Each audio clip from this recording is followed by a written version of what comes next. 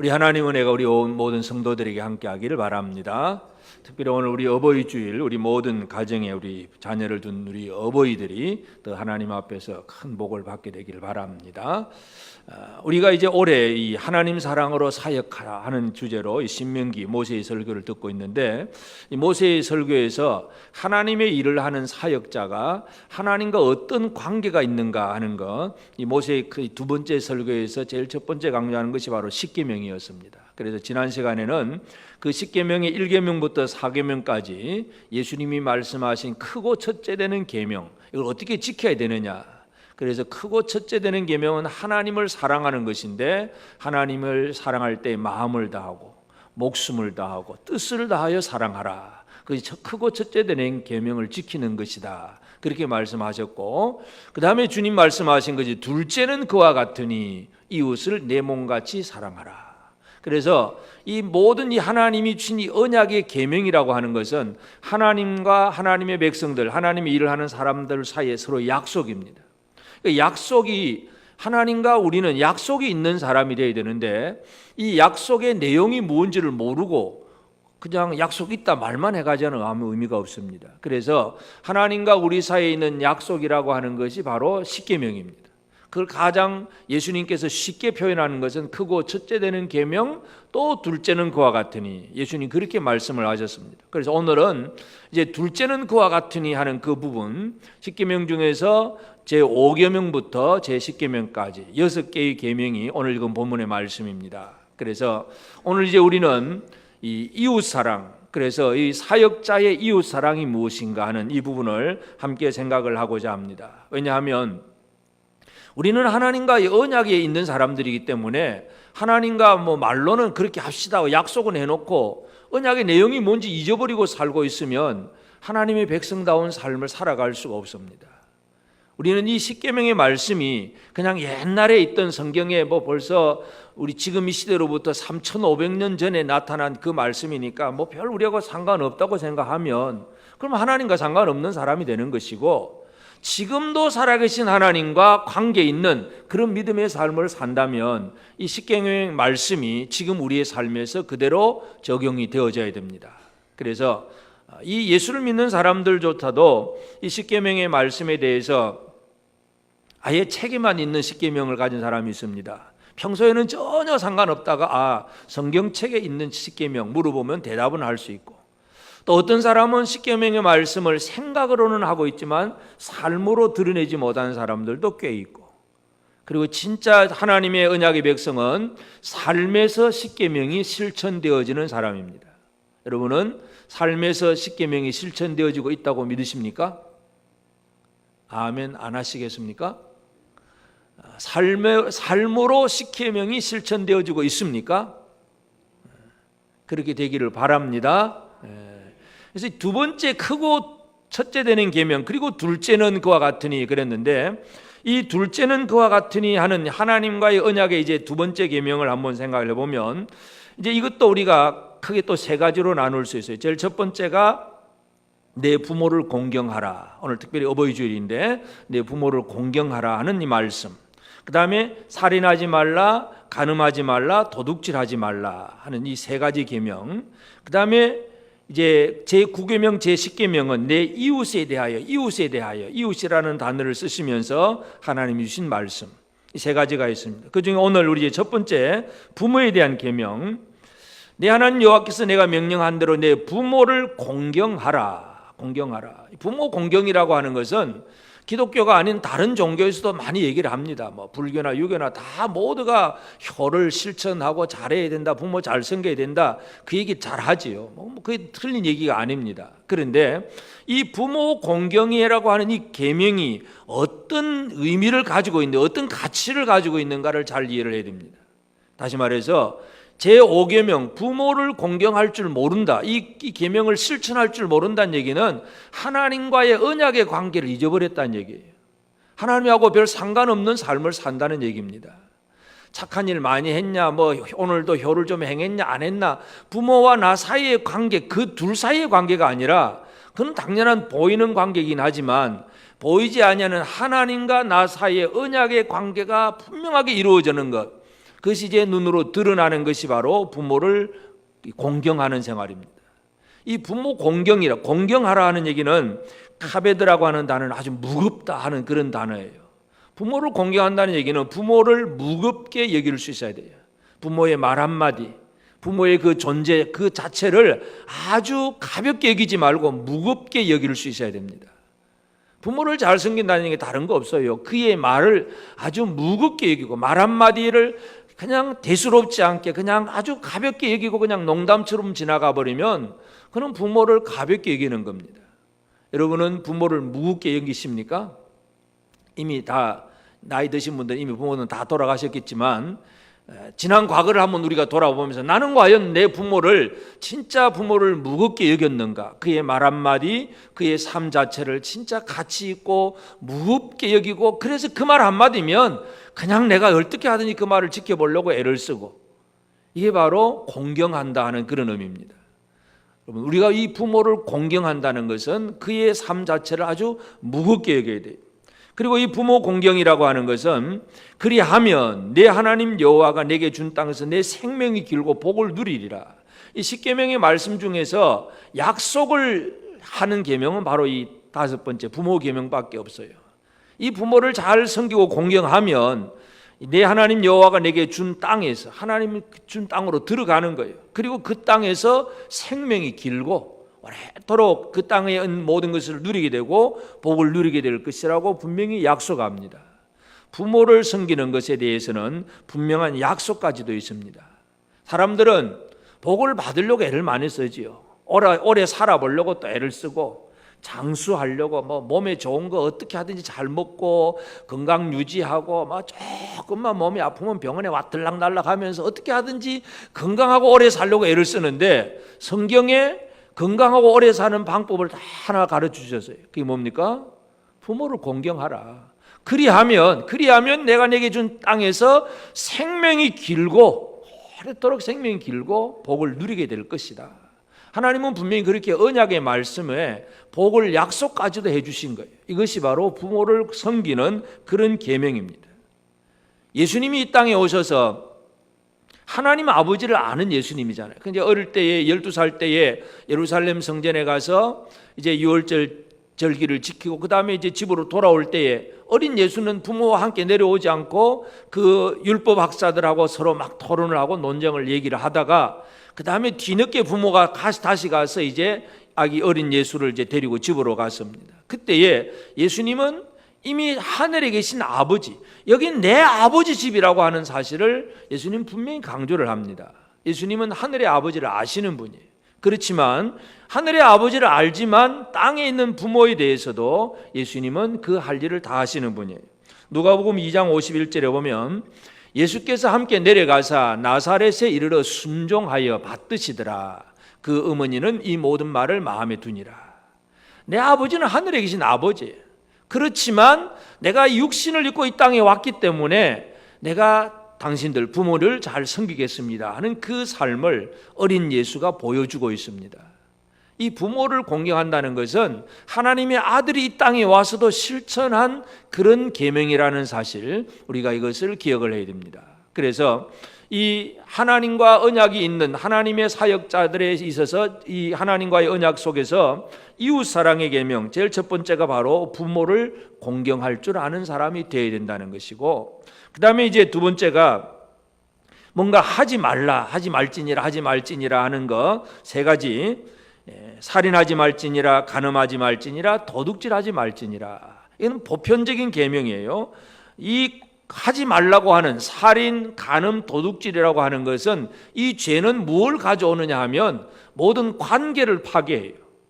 하나님과 사람 사이, 그리고 사람과 사람 사이의 관계를 파괴시키는 것이 바로 이러한 죄악들입니다.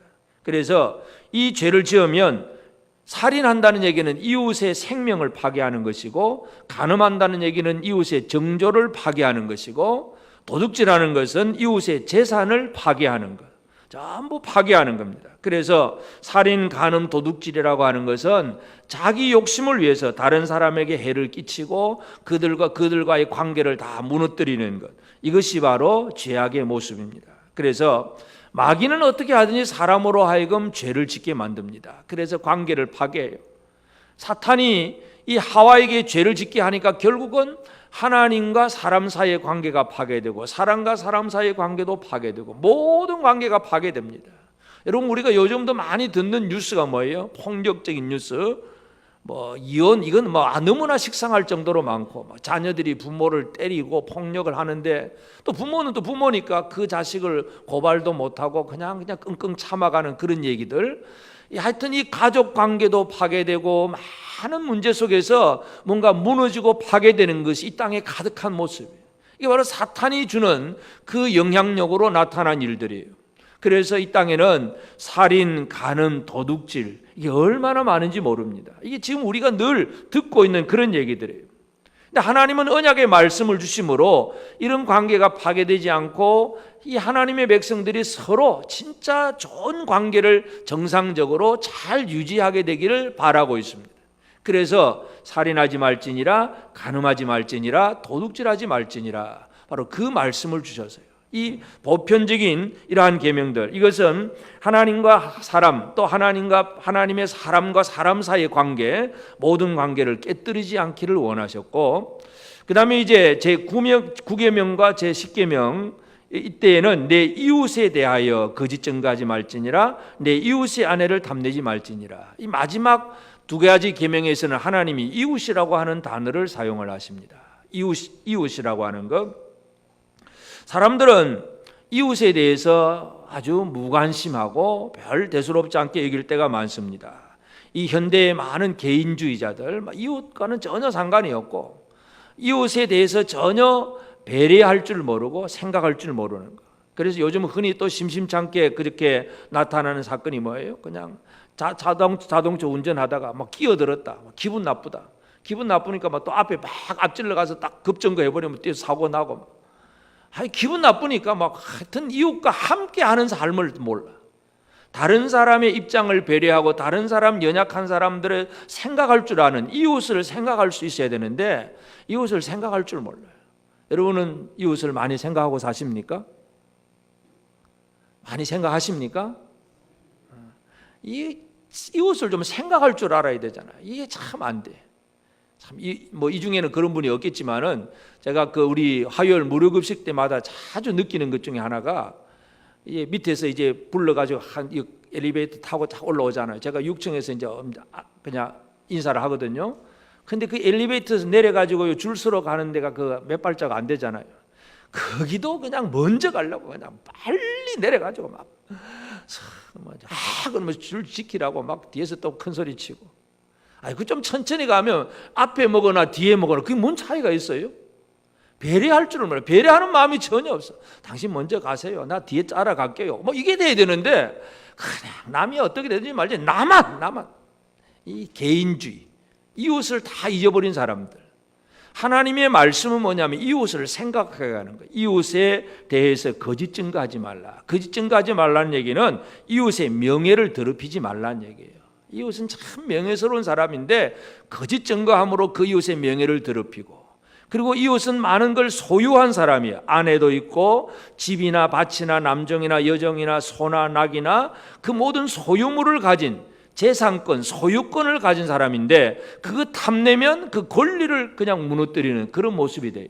그렇기 때문에 이웃에 대해서 무관심해도 문제이고, 또 이웃에 대해서 진짜 참 하나님의 은혜를 가지고 베풀고 나누는 그런 삶을 살아야 되는데, 이 이웃에 대한 개념이 너무 없는 것, 이게 참 문제예요. 그래서 예수님께서 이웃에 대한 계명을 말씀할 때에 마태복음 5장 47절에 보면, 또 너희가 너희 형제에게만 무난하면 남보다 더하는 것이 무엇이냐? 이방인들도 이같이 아니하느냐? 너희 형제에게만 무난하면, 그거는 예수 안 믿는 이방인들도 그렇게 하는 거다.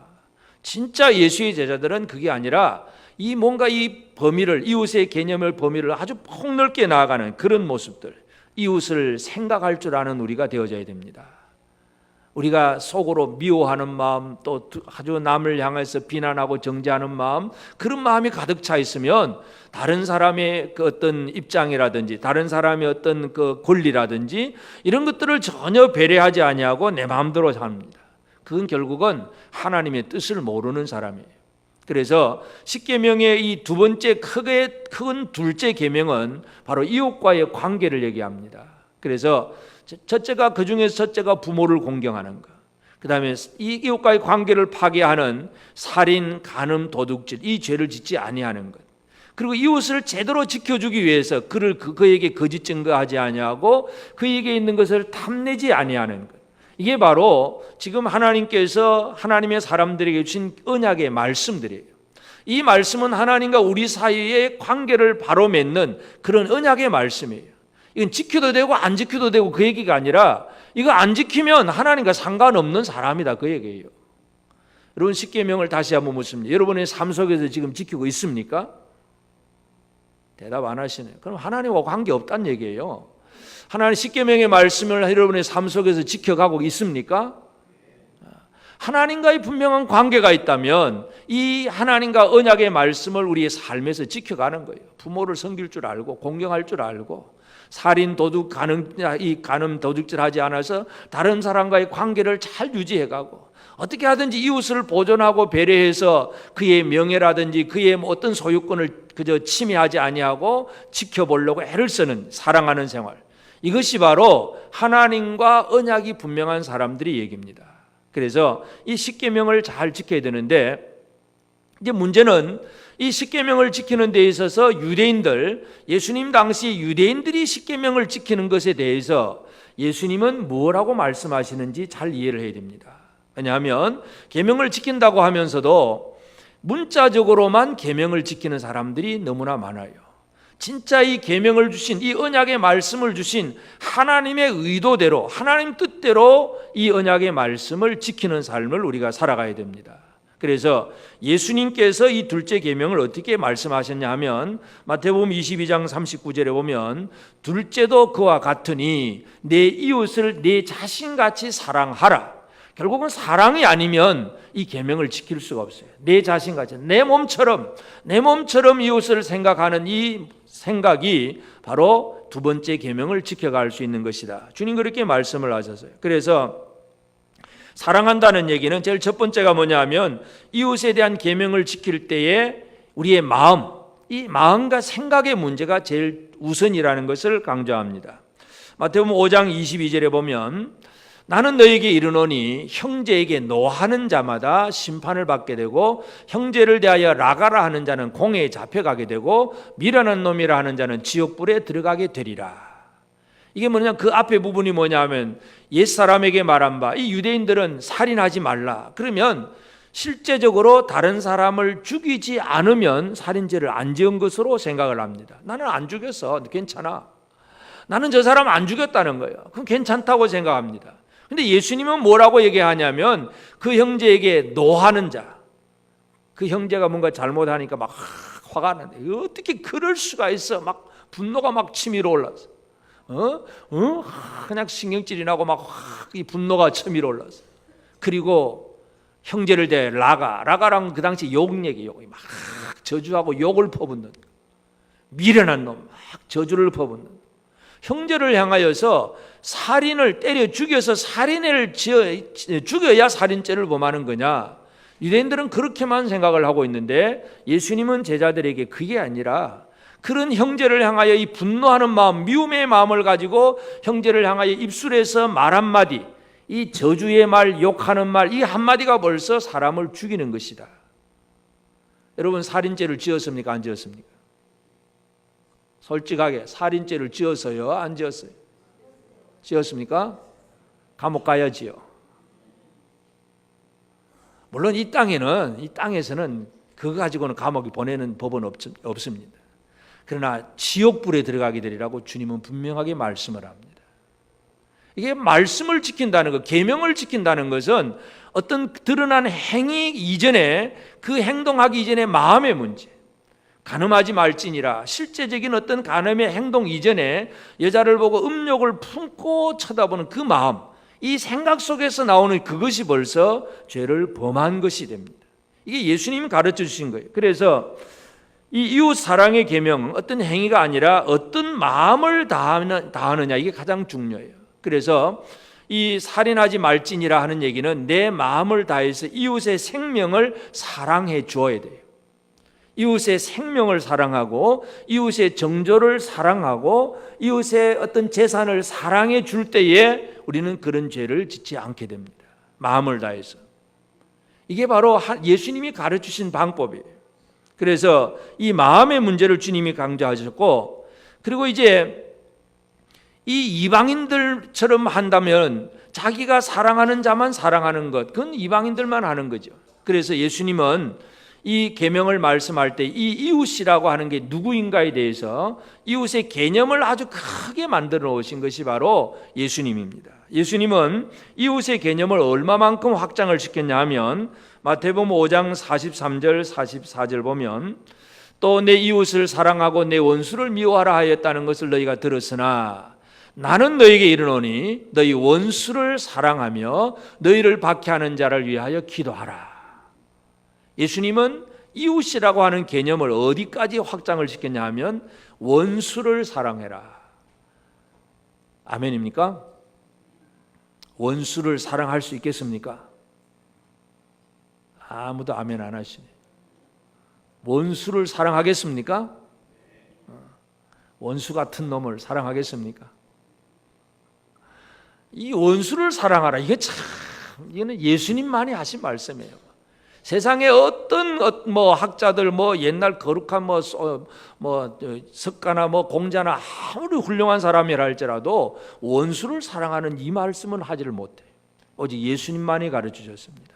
우리는 여기서 기억해야 될 것이 뭐냐면 우리의 사랑의 대상이 이웃인데 이 이웃이라고 하는 개념을 사람들은 자기의 생각 속에 감춰두고 있는, 그래서 내 이웃이 누구인가 하는 그 문제에 대해서 가장 가까운 눈에 보이는 식구들, 또 사이 좋은 친구들, 또 친구들도 어떠다 보면 또 이웃의 개념에서 떨어져 버릴 친구도 있고, 하여튼 이 개념이 너무 좁아요. 내 이웃이라고 하는 범위가 이웃이 너무 좁은데 예수님은 이것을 깨뜨려 놓습니다. 자기 유익만을 구하는 그런 사람이 아니라 다른 사람을 바라보면서 모든 사람을 이웃으로 만들어가는 것, 이게 예수님께서 하시는 일입니다. 그래서 심지어 어떤 사람까지냐, 원수까지도 이웃으로 만들 수 있어야 제대로 사랑할 수가 있습니다. 그러니까 원수를 원수로 생각하면 사랑이 되지 않지요. 원수를 이웃으로 생각을 하면 사랑의 대상이 될 수가 있습니다. 지금 옆에 있는 분들은 제대로 된 이웃이라고 생각하십니까? 한번 쳐다보시고, 이웃에 대해서 한 주일 내 관심도 없다가 오늘 주일날 와서 그냥 아이고 반가워요, 그 정도 이웃입니까? 늘 내 옆에 뭔가 이 주고받고가 있는 그런 관계가 있는 이웃입니까? 일주일에 한 번 보는 썬데이 이웃입니까? 에브리데이 이웃입니까? 매일매일 늘 이웃이 되어야 됩니다. 이웃이라고 하는 걸 많이 만드는 것, 이게 우리에게 너무나 중요해요. 그래서 이 이웃 사랑에 대한 계명을 실천을 해야 되는데 자기가 원하는 사람, 그 사람만 실천하는 것, 그건 예수님이 원하는 게 아니고 예수님이 원하는 것은 그 이웃이라고 하는 개념을 좀 더 크게 확장을 시키라. 원수까지도 이웃으로 만들어라 이거죠. 이게 바로 주님이 가르치신 말씀이에요.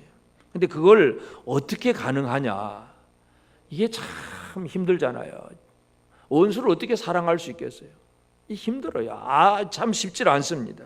그래서 예수님께서 말씀하신 것은 제대로 원수를 사랑하려면 하나님을 닮아라. 하나님 아버지를 닮아라. 또 더 어려운 것 같습니까? 여러분, 하나님을 좀 닮았습니까? 이 이웃 사랑의 계명을 예수님이 쭉 설명하시면서 마지막에 마태복음 5장 45절에 보면 같이 보면 이같이 한즉 하늘에 계신 너희 아버지의 아들이 되리니 이는 하나님이 그 해를 악인과 선인에게 비추시며 비를 의로운 자와 불의한 자에게 내려주심이라. 하나님은 이 햇빛을 누구에게만 줍니까? 모든 사람에게, 악인이든 또 선인이든 불의한 자든 의로운 사람이든 햇빛, 공기, 물 모든 사람에게 골고루 주십니다. 하나님이 은혜를 베푸실 때에 하나님에게는 악인이냐 또 의로운 사람이냐 이거 따지지를 않습니다. 물론 심판하실 때는 그게 분명히 구분이 됩니다. 그러나 하여튼 은혜를 베풀 때는 거기에는 악인도 없고 의로운 사람도 없습니다. 우리 사람들은 이걸 잘 구분을 잘하죠. 선악을 알게 하는 실과를 따먹은 이후부터 사람들은 선악을 구분을 잘합니다. 근데 선악을 구분하는데 하나님 편에서 구분도 아니고 내 편에서, 내가 생각할 때 저놈은 좋은 놈, 저놈은 나쁜 놈, 죽일 놈, 살릴 놈, 전부 내가 그저 생각하는 거예요. 이 선악과를 먹고 나서부터는 사람들은 그게 타락이 되어버렸어요. 그게 타락이에요. 지금도 여러분 주변에 많은 사람들을 여러분 보면서 누구는 좋고 누구는 안 좋고, 저 사람은 이게 문제고 이 사람은 이게 문제고 저 사람은 저게 문제고, 늘 남의 문제만 자꾸 이제 끄집어내는 건 선악을 알게 하는 실과를 아주 엄청나게 많이 먹은 거예요. 좀 무디져야 되는데, 좀 그런 방면에서는 좀 바보처럼 살아야 되는데, 하나님이 바보처럼 일하잖아요. 선인과 악인, 불의한 자, 의로운 자 막 그냥 다 쏟아부어 주시는 거예요. 하나님은 뭘 보시느냐 하면 사람이 어떤 행위를 보시는 것이 아니라 사람 그 자체를 보시기 때문에 그렇습니다. 그 사람을 보셨기 때문에 그에게 필요한 햇빛과 공기와 물을 그냥 쏟아부어 주시는 거예요. 이게 예수님이 말씀하신 하나님 아버지. 그래서 그 하나님 아버지에 대해서 그 다음 48절에 보면, 그러므로 하늘에 계신 너희 아버지의 온전하신과 같이 너희도 온전하라. 이게 예수님이 제자들에게 주신 명령입니다. 하나님 아버지처럼 여러분 온전하시기를 바랍니다. 온전하십니까? 하나님처럼 온전하십니까? 자꾸 아멘이 안 되면 이건 평생을 설교해도 안 될 것 같은 느낌이 들긴 하는데, 그러면 안 되죠. 예수님의 명령이잖아요. 하늘에 계신 너희 아버지와 같이 온전하신가 같이 너희도 온전해라, 온전하라. 이게 주님의 명령이에요. 우리는 하나님을 닮아야 됩니다. 하나님을 닮아야 원수를 사랑할 수 있다는 얘기예요. 하나님의 성품을 가지지 아니한 사람이 내 힘으로 원수를 사랑하려고 아무리 발버둥 쳐도 그 일은 절대로 이루어지지 않습니다. 제대로 이웃 사랑의 계명을 실천하기 위해서는 하나님을 닮는 사람이 되어져야 됩니다. 그래서 오늘 우리는 이제 이웃 사랑의 계명을 실천하기 위해서 어떻게 해야 되느냐? 첫째는 우리의 이웃이 어떤 존재인가를 먼저 이해하는 일부터 시작을 해야 됩니다. 내 사랑의 대상인 이웃이 어떤 존재인가? 쉽게 말해서 내가 그냥 아무 관심도 없거나 또는 그냥 무시하거나 내버려둬도 될 사람인가, 그 얘기입니다. 이 계명들을 바라보면 하나님은 우리 주변에 있는 이웃들이 어떤 사람인가를 분명히 얘기합니다. 그 이웃은 소중한 생명을 가진 사람들이고 소중한 정조와 재산과 명예와 권리를 가진 사람들입니다. 이건 전부 우리가 가진 거예요. 사실은 우리에게는 뭐가 있어요? 생명이 있습니다. 정조가 있습니다. 그리고 또 재산도 있고 명예도 있고 무엇에 대한 권리도 있고. 이거 없는 분이 있습니까? 난 재산 없어. 그냥 재산이 적고 많은 차이가 있을는지 몰라도 뭔가 자기 소유를 다 가진 게 있잖아요.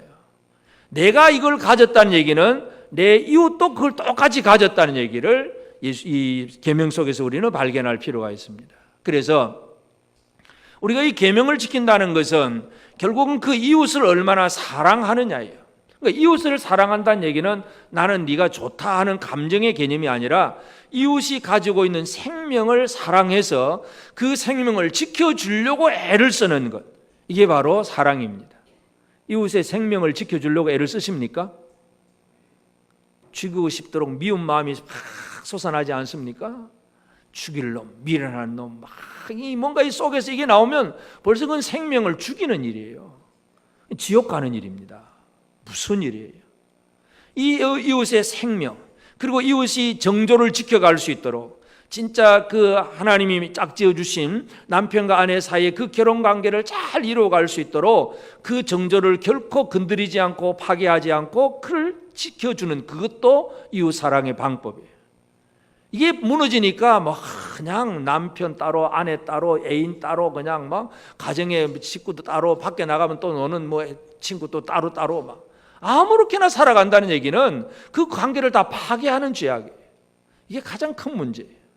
이웃은 우리 분명히 생명도 있고 정조도 있고 재산과 명예와 권리를 가진 존재이고, 이건 나처럼 다른 사람들도 똑같다는 얘기예요. 이걸 무시하거나 이것을 지켜주지 않으면 결국은 이웃 사랑의 계명을 실천할 수가 없습니다.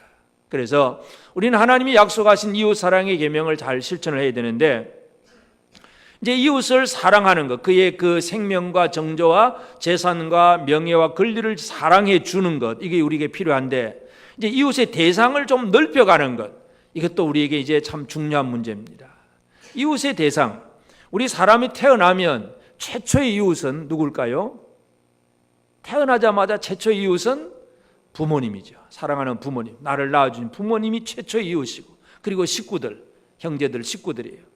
살면서 이제 그 범위가 이제 친구들이 되고, 학교 친구들도 되고, 또 이제 점점 많이 늘어나기 시작합니다. 그 중에 제일 가장 영적으로 또 친구가 되는 이들은 바로 믿음의 공동체, 교회 성도들, 믿음의 형제들은 바로 함께, 영원히 함께 가야 될 그러한 이웃들이에요. 옆 사람이 어떤 사람이에요? 영원히 함께 갈 이웃입니다. 옆 사람에게 한번 약속합시다. 나는 당신과 함께 영원히 함께 갈 겁니다.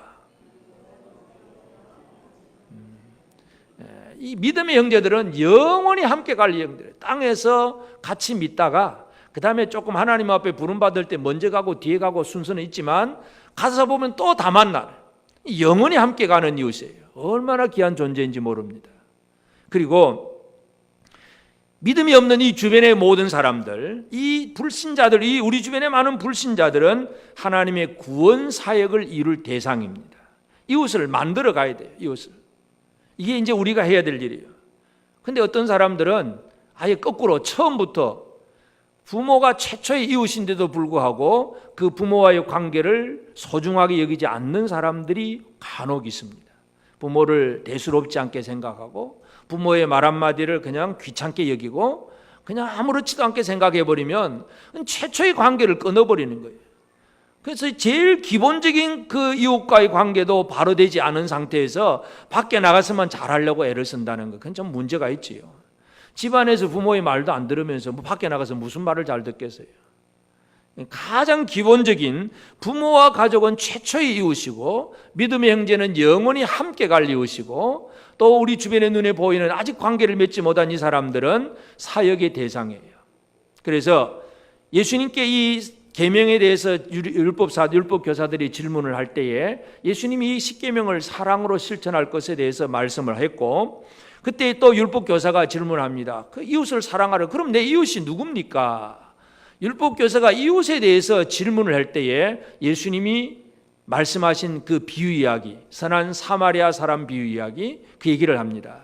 어떤 강도 만나서 예루살렘에서 여리고 내려가다가 사람이 강도를 만나서 쓰러져 있는데 제사장이 보면서 못 본 척하고 지나가 버리고, 레위 사람도 그냥 지나가 버리는데 어떤 사마리아 사람이 지나가면서 그 쓰러진 사람을 바라보고 불쌍히 여기고 그에게 다가가서 그 상처 나고 피난 그 자국을 그저 씻어주고 만져주고 또 자기 나귀에 태겨서 여관에 데려가서 주인에게 부탁을 하면서 돈을 주면서까지라도 이 사람을 좀 살려달라고 부탁하는 그런 얘기를 하면서 예수님이 그 율법교사에게 얘기합니다. 누가 이웃이냐?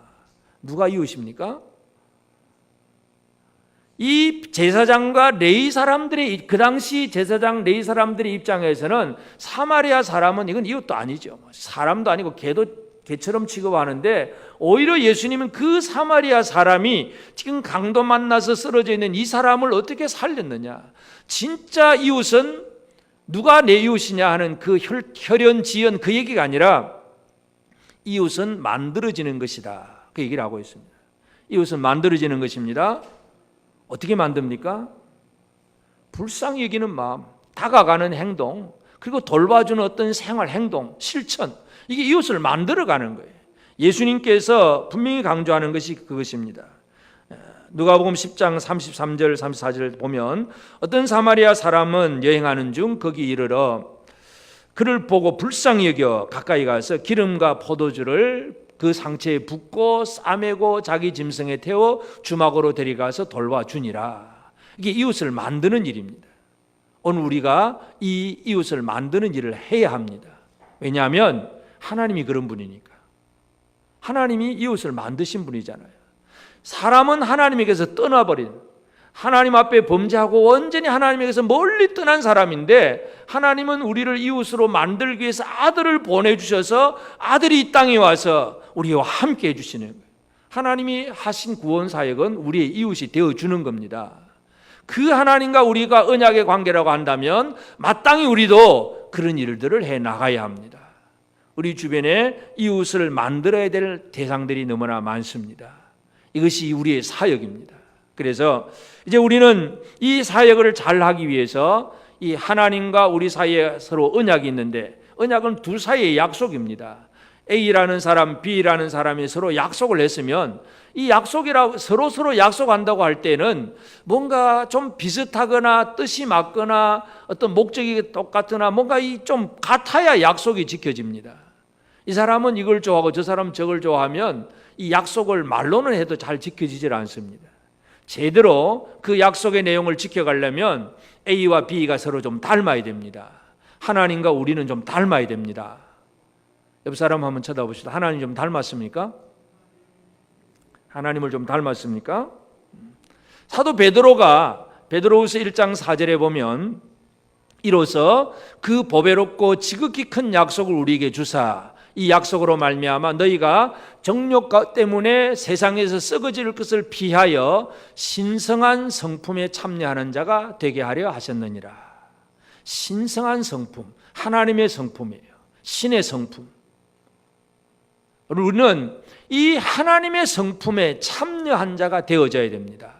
그래서 그 다음에 나오는 게 뭐냐면 너희 믿음에 덕을 더하고 덕에 지식을 더하고 지식에 절제를 더하고 절제에 인내를 더하고 인내에 경건을 공급하고 경건에 형제 우애에 사랑을 더하라.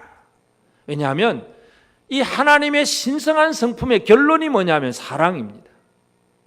그 앞에 우리가 예수를 믿노라고 막 믿사오니 막 열심히 기도도 하고 뭐 방언도 하고 뭐 많이 했다고 하더라도 그 믿음 위에 덕이 없으면, 믿음에 덕이 있고 덕에 절제가 있고 절제에 지식이 있고 또 지식이 있고 절제가 있고 인내 그리고 경건 형제 우애 그리고 마지막 사랑, 이거 없으면 그 믿음은 아무것도 아닙니다.